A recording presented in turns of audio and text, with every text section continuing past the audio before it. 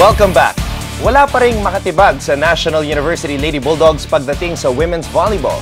Just recently, na-retain ng Lady Bulldogs ang kanilang Shakey's V-League Collegiate Conference crown nang masweep nila ang Ateneo Lady Eagles sa finals. At makakasama natin ngayong gabi ang NU Lady Bulldogs. Andito sina Coach Roger Gorayev, Jaja Santiago, Aika Ordas, Jorel Singh, Gail Valdez, Johnny Chavez, Jasmine Abor, Audrey Paran, Risa Sato at si Larnie Abrin. Ang NU Lady Bulldogs, welcome to the score! Baby, what you see is what you get. Talk to me, say what it is. Well, congratulations, Jaja, Coach Roger and company. Maraming salamat sa inyong pagpunta dito sa The Score. Simulan ko lang ang interview with Coach Roger. Coach, how happy are you? Nakamit niyo muli, back-to-back ang Shakey's Collegiate Conference crown. Siyempre, masaya ako para sa mga bata. Tsaka dun sa mga assistant coaches ko, kila Edget. Kasi nasunod nila yung gusto naming gagawin nila sa programa habang wala ako. Masaya ako, na-retain yung crown despite the fact na wala kaming mga guest player. At despite the fact, Coach, na late na kayo dumating at nakita mo si Coach Edget, nandun ka pa rin sa likod ng bench, pero si Coach Edget, being your assistant coach, na-lead niya yung team to the championship. Oo. Araw-araw naman kasi nung wala ako, nag-uusap kami ni Edget, naghihingi siya ng coach anong gagawin namin. Sinusunod niya lahat yon. Plus, sabi ko, mag-isip ka, Jet, kung anong makakaganda pang idagdag mo kasi wala ako dyan. Masasundin mo lang yung pinapayo ko lang sa kanilang gawin nila. Kasi this all started after the Holy Week this year na binago namin yung lineup ng team. Maganda yung vision ko dun sa 10 player na yan na retain ko from last year. So, maganda naman. So far, so good. Now, during the UAP season, meron kang 3 setters. Si Rika, si Ivy, tsaka si Azzy. Pero this collegiate conference, ginawa yung setter itong si Jasmine. Now, Jasmine, yes. Na nag-finals MVP pa. Si Jasmine, ikaw pa yung nakakuha ng championship point.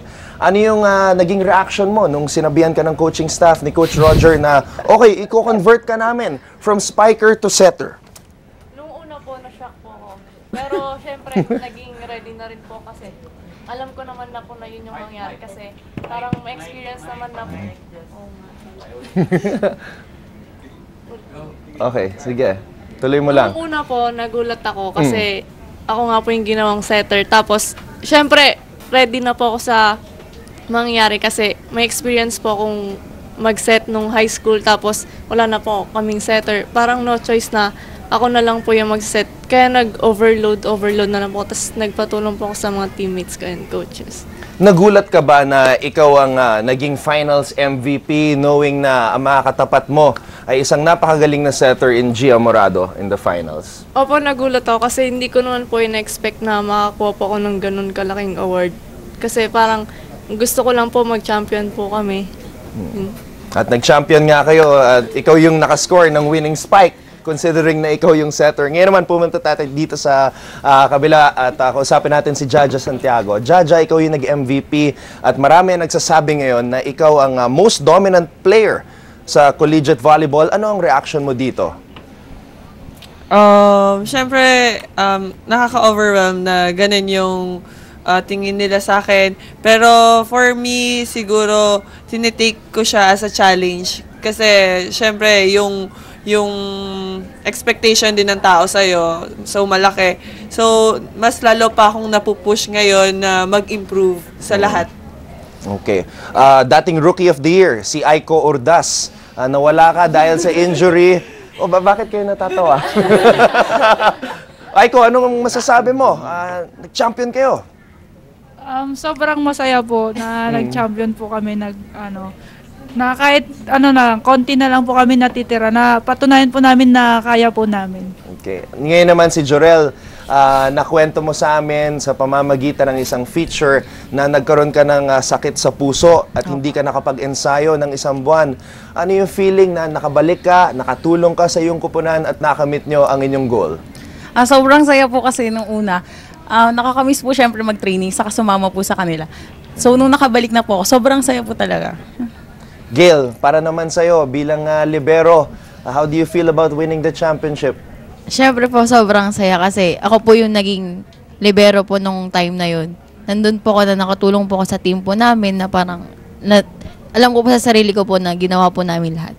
Yun. Now, aside from the starters at Risa, steady ka lang dyan ha, kakausapin kita mamaya. Kausapin rin natin yung mga kasama nyo sa team na hindi masyado naglalaro pero nandyan pa rin para supportahan kayo. Ang other libero na si Johnny. Johnny, paano mo naman na tinutulungan ng yung mga teammates, yung mga starters, paano mo china-challenge sila sa practice para pagdating sa game, handa silang lumaban? Chini-cheer ko lang po sila, minamotivate po namin, parang ganun, para ma-motivate po sila maglaro. Ganun. Yun lang, ganun kasimple. O sige, kay Risa naman. From Osaka. Yes. Risa, ano yung feeling na nakalaban mo ang iyong mga nakasama sa Ateneo kasi nag-practice ka sa Ateneo, di ba? Opo. Tapos linapitan ka pa nila after the match. Ano yung feeling na manalo kontra sa iyong mga dating kakampi? Oh. Ano feeling na nalaman mo Ateneo? Before friend mo sila. Oh, friend. Teammate mo before, ngayon. But Kalaban first feeling.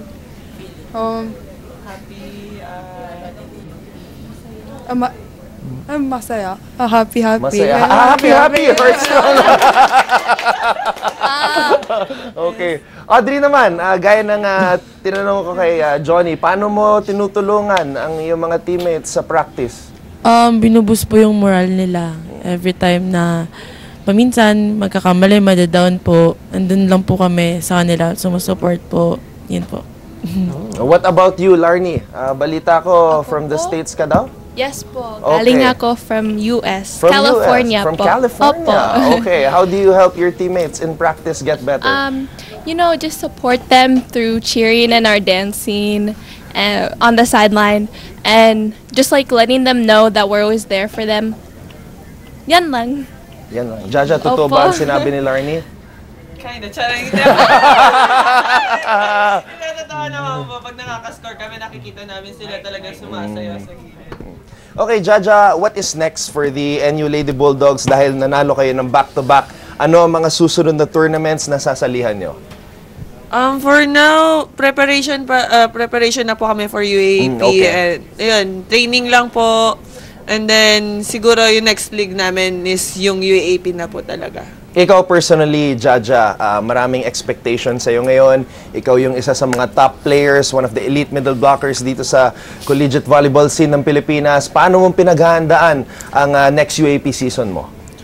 Siyempre, unang-una, physically, nire-ready ko yung katawan ko, yung the way ko, yung pag-iisip ko. And, siyempre, yung training namin, ini-improve ko yung bawat skills and siguro kukuha pa ako ng maraming experience sa mga international league yan. Coach Roger, huling mensahe sa lahat ng mga sumuporta sa NU this collegiate season? Nagpapasalamat ako sa lahat ng mga nanood sa amin, yung fans ng bata, yung fans ng Ateneo, kasi kundi dahil sa kanila, hindi magiging ganito kalaki yung volleyball. Yung sa admin ng NU, kay Mr. Nilo Ocampo sa Tiwala, kay Mr. Hansi, kay manager namin, kay Mr. Rudy Chua. Boss, maraming salamat sa tiwala sa aming lahat. Ayan. Congratulations, Coach Roger, Jasmine Moore, Jaja Santiago, and company. The NU Lady Bulldogs, champions ng Shakey's V-League Season 13 Collegiate Conference. Maraming salamat, girls. Thank you.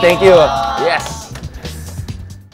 For more sports updates, keep watching The Score. And don't forget to subscribe.